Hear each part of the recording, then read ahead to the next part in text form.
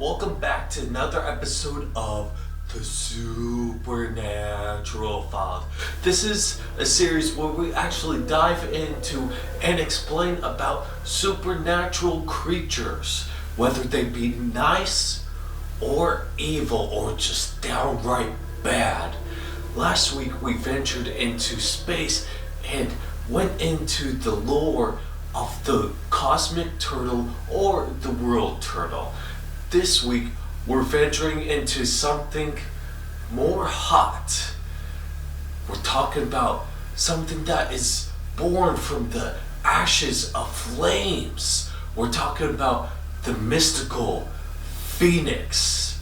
I don't know about you guys, but I'm excited to hear about what this phoenix is all about. So if you're with me, let's go into the lore and mystery of the mystical phoenix. The phoenix is an immortal bird that cyclically regenerates or is otherwise born again. While it is part of Greek mythology, it has analogs in many cultures such as Egyptian and Persian associated with the sun. A phoenix obtains a new life by rising from the ashes of its predecessor. Some legend says it dies in a show of flames and combustion. Others that it simply dies and decomposes before being born again. In the motif index of folk literature, a tool used by folklores, the phoenix is classified as a motif B32. But once every 1,000 years, he spreads his wings and sings over large mass of firewood. And when he is overjoyed by his song, he rekindles a fire in his beak. And when it burns in the fire, an egg emerges from it, which immediately catches fire and burns. Another phoenix is born from its ashes. Phoenix is considered a symbol of immortality and longevity in most cultures, but some cultures have attributed other characteristics to him. The story goes that the bird lives for several hundred years before it dies by setting itself on fire. However, it then starts a new life from the ashes of the fire. Let's get into the origins of the phoenix. The Greeks themselves generally believed that the phoenix came from Egypt. Modern scholars, however, are less certain that the Egyptian Bennu had a direct or straightforward influence on the development of the phoenix myth in Greece. There were, of course, similarities between the phoenix and the Bennu. Both were connected with the cult of the sun god in Heliopolis. Both were born spontaneously, and both represented birth, creation, and time cycles. But there were also important differences. The Egyptian Bennu usually looks something like a heron with two large feathers on the back of its head, not quite the huge eagle-like and rainbow-colored bird of Greek mythology. Bennu was often depicted perching on a sacred willow tree in the Temple of the Sun in Heliopolis. And though the Bennu was like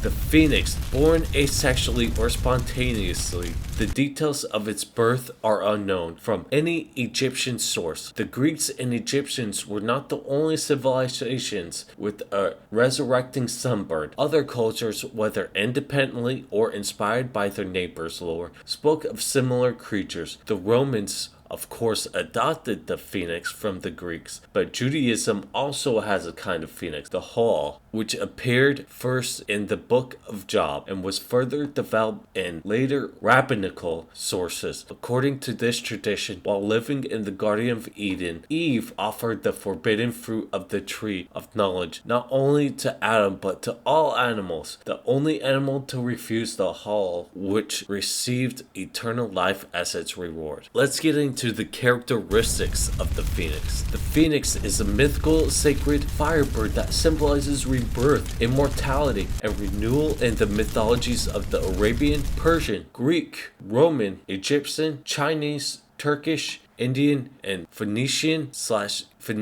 and Canaanite people. The phoenix is described as birds with colorful plumage and a tail of gold and scarlet. Yet, according to some legends, other colors decorate this beautiful bird. It also said its size can be as small as an eagle to as large as an ostrich or house. They have a 500 to 1,461 year life cycle. Near the end of its life, a phoenix will build itself a nest of twigs, earth, herbs and or whole trees that it then ignites. Both nest and bird burn until merely ashes are left, from which a new young phoenix or phoenix egg arises, reborn to live again. Let's get into the appearances of the phoenix. According to Philony, the elder Ascender Manilus had written that the phoenix appeared at the end of each great year, which he wrote in the consulship of Genus, Cornelius, and Publius Licinus. That is in 96 BC, that a cycle was 540 years and that it was 215 into the cycle.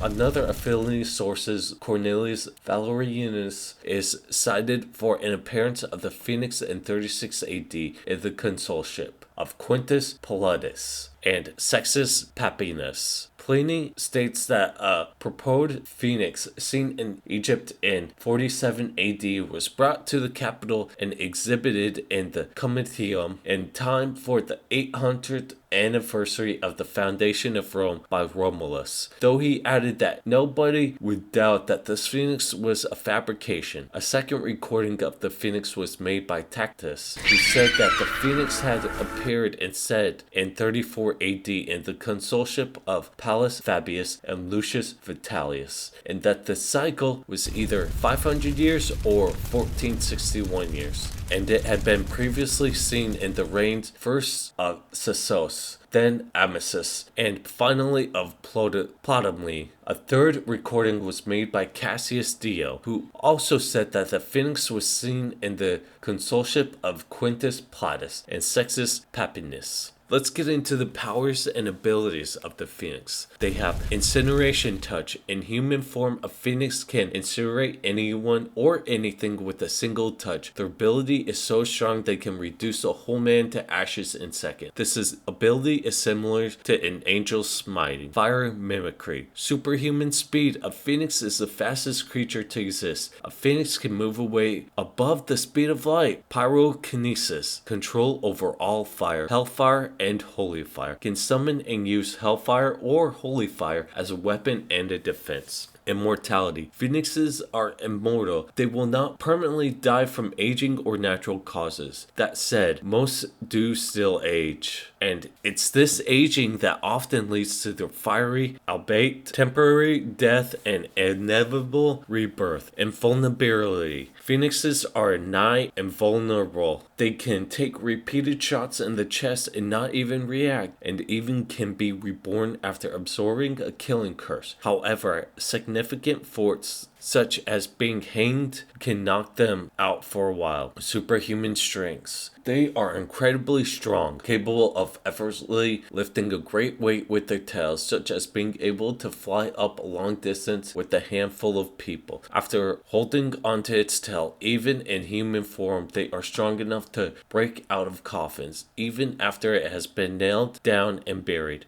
Healing tears.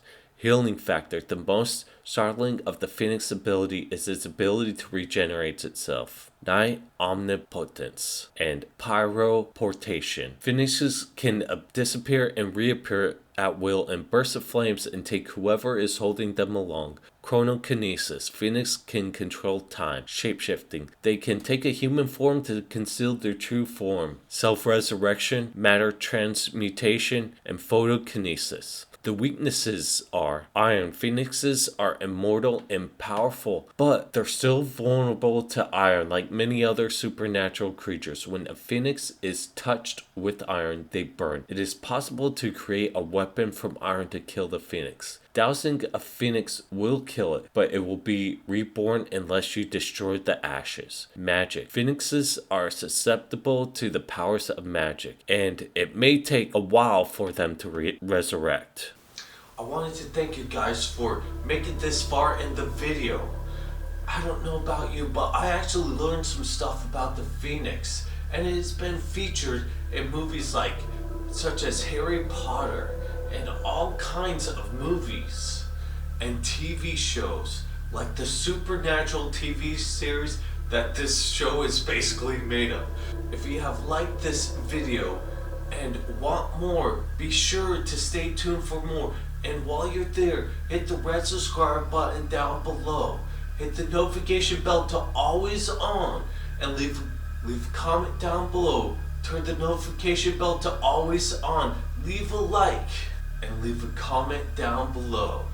If you like this video, be sure to hit red subscribe button down below, notification bell to always on, leave a comment down below, and be sure to like this video. Like always, this has been another exciting and thrilling episode of the Supernatural Files. I don't know about you guys, but looks like my ride is here. Until next one, I'll be seeing you. See ya.